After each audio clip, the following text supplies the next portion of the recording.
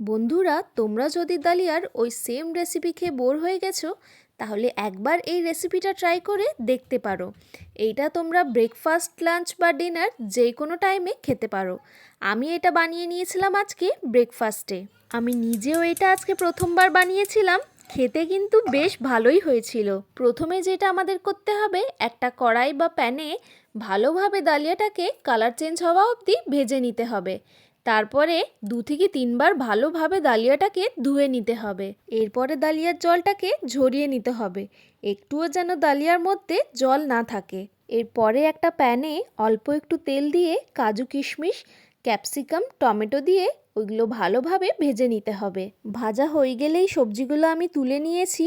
এরপরে ওই প্যানে যেই তেল ছিল ওর মধ্যেই অল্প একটু ঘি দিয়ে গোটা গরম মশলা, তেজপাতা দিয়ে নিয়ে ওইটা ভালোভাবে নাড়াচাড়া করে ভেজে নেব। তারপরেই ডালিয়াটা দিয়ে দেব। ডালিয়াটাকেই কিন্তু আমি কিছুক্ষণ ভালো করে ভেজে নিয়েছিলাম। তারপরে আমি ওর মধ্যে জল দিয়ে দিয়েছিলাম।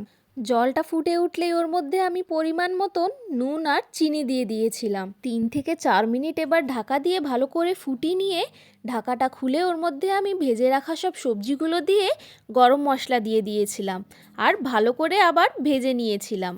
ডালিয়ার পোলাও একদম রেডি। তোমরাও ট্রাই করতে পারো বন্ধুরা।